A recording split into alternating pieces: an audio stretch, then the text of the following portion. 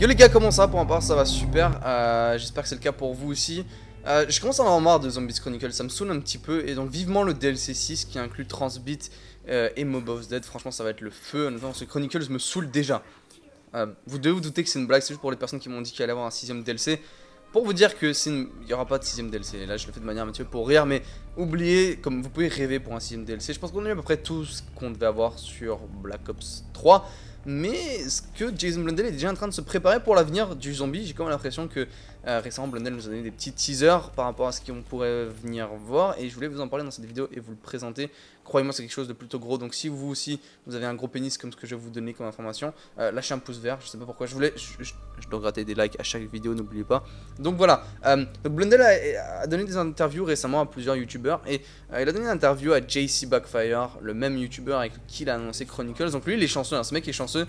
Et Blundell lui a donné une interview. Et dans cette interview, Blundell parle un petit peu du futur et nous donne des bonnes informations par rapport à l'avenir, donc par rapport à possiblement Mob of the Dead Remaster, pourquoi Mob n'était pas dans le pack entre autres, etc. Donc je vais vous laisser écouter vous-même ça, et ensuite on va revenir pour en parler et essayer de comprendre réellement il y a quoi derrière et qu'est-ce que Treyarch réellement prépare. Donc je vais vous laisser écouter vous-même l'interview de Jason Blundell et de JC Backfire.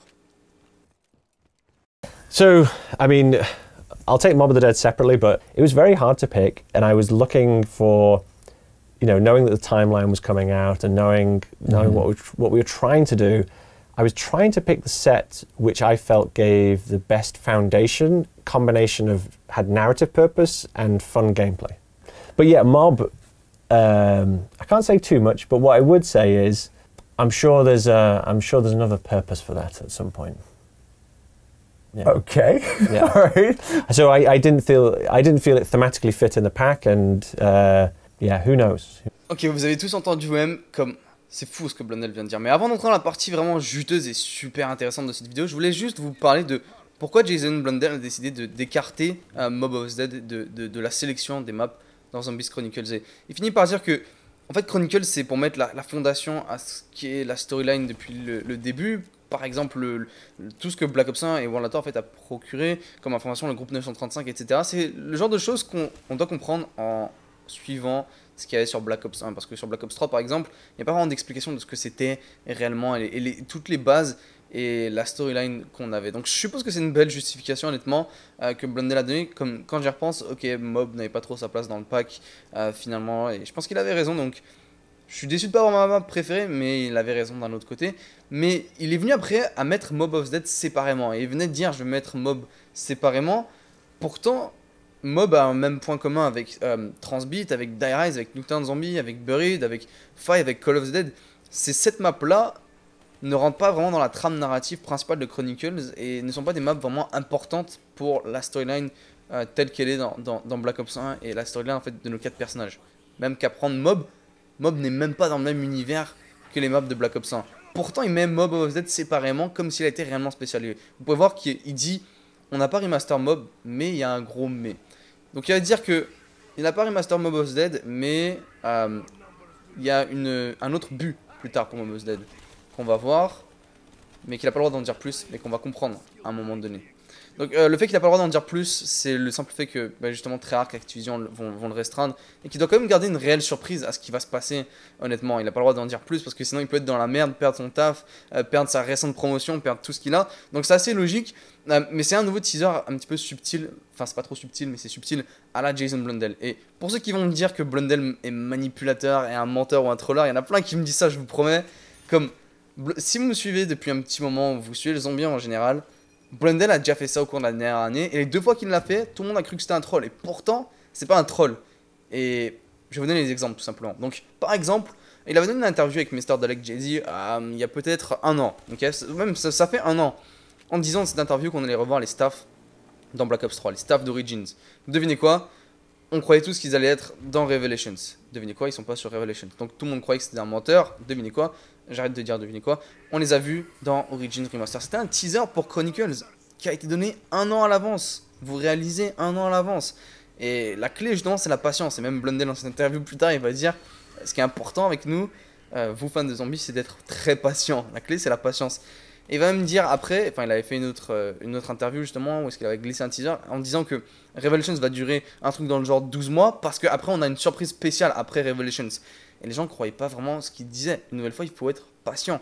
Et c'est justement le genre de teaser que fait Jason Blundell par rapport à Mob of the Dead. Maintenant, si vous voulez mon avis, Mob ne sera pas inclus dans Black Ops 3 comme Season DLC ou quoi. Ça va être dans le prochain jeu de Treyarch. Ce que j'appelle la formule gagnante de Treyarch, donc depuis 2 jeux ils font ça, c'est par exemple les remasters map bonus. Donc par exemple Nuketown Zombie, c'est une remasterisation de Nuketown et ils l'ont inclus si vous précommandez Black Ops 2, vous avez cette map bonus. C'est quand même cool d'avoir une map bonus. Même chose de Giant avec Black Ops 3, si vous précommandez Black Ops 3, vous avez de Giant, une remasterisation de Deriseux de World at War, map bonus. Donc c'est un petit peu cette nouvelle formule que Treyarch semble vouloir adopter et j'ai comme l'impression que, enfin clairement il y aura un remaster pour le prochain jeu. Et Mob of the Dead semble être la clé et semble être la prochaine map qu'on va remaster. C'est probablement la plus populaire des maps qui restent, beaucoup plus populaire que Buried ou Call of the Dead ou 5 ou les autres maps, beaucoup plus populaire que Transbeat, mais donc voilà, donc ça c'est une des possibilités et je pense que c'est ce qui va se passer en 2018 pour le prochain jeu de Treyarch. Alors avant que vous m'arrêtiez et que vous me dites non mais attends, tu nous parles d'un jeu qui sort dans 1 an et demi, écoutez, Blundell nous a teasé Chronicles 1 an à l'avance. Je veux dire, pour moi ça fait du sens. Et le prochain jeu de Treyarch, mine de rien, il va être annoncé dans quoi, 10 mois? Ouais, il va être annoncé en 10 mois, donc finalement c'est plus proche que vous ne le pensiez. La deuxième section justement de cette interview, et je vais vous laisser l'écouter très rapidement, je voulais en parler parce qu'elle est super intéressante, et Blundell a donné plus d'informations qu'on en voulait, j'ai envie de dire. JC Backfire lui a pas vraiment posé de questions, et Blundell lui-même est venu donner une information supplémentaire, et je vais vous laisser écouter cette partie d'interview. And when we first put down Mob, we actually built all of Alcatraz. That's Like, insane. all of it. Donc Blundell vient de dire qu'au tout début, ils sont allés à Alcatraz, donc la vraie prison pour laquelle ils sont inspirés pour Mob of the Dead, et qu'ils ont construit toute l'île d'Alcatraz. Toute l'île d'Alcatraz. Est-ce que vous réalisez comment c'est énorme? Ils ont construit toute l'île et que finalement au bout d'un moment, durant une version proche de la version finale, durant la version alpha, ils ont juste dû couper un morceau de l'île.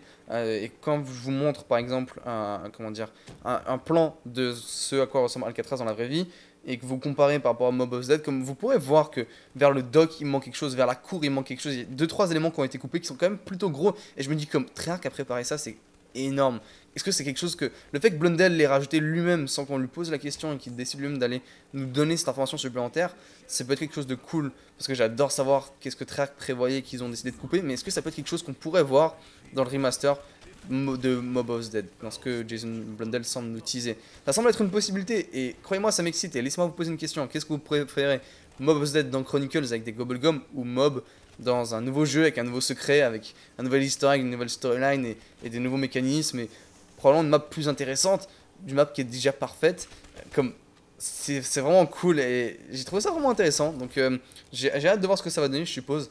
Mais par rapport à la timeline aussi, je voulais parler de la timeline parce que c'est un autre élément par rapport à Mob of the Dead Remaster, entre guillemets. Blundell nous a sorti une timeline et il nous a dit la timeline va répondre à vos questions, il y a toute l'histoire du zombie, mais elle est censée évoquer d'autres questions pour le futur. Et il y a une section entièrement dédiée à Mob qui dit que Richtofen a construit un laboratoire en dessous d'Alcatraz avec les Illuminati. Comme c'est quelque chose qui est pas là sur Mob. Est-ce que c'est possiblement quelque chose qui est relié à l'avenir du zombie et ce qui va arriver en 2018? Comme ça risque d'être plutôt épique et j'ai comme l'impression que c'est une possibilité. Mob of the Dead a tellement de potentiel. Et plus récemment dans Chronicles, il y a des teasers et des easter eggs qui nous guident, ça se dit pas vraiment, mais qui nous pointent vers Mob of the Dead, comme vers Verhoek, si vous avez regardé ma dernière vidéo. Il y a les personnages de Mob of the Dead sur un calorifère, et il y a également la musique de Mob of the Dead à un certain moment quand vous passez les manches, comme tout ça colle parfaitement, et si vous y repensez, comme Mob of the Dead a entièrement sa place, est-ce qu'ils vont faire partir la prochaine storyline par rapport à Mob of the Dead? Et si vous y regardez, ça c'est le comics book, c'est une image qui a été donnée, c'est un nouveau Mob of the Dead. Est-ce que c'est la première image de ce nouveau Mob of the Dead possiblement qui va arriver? Je sais pas, c'est une possibilité, je sais pas si c'est possible, mais c'est quelque chose qui c'est quelque chose qui est relié à la timeline et ça j'en parlerai plus tard, mais comme c'est super intéressant.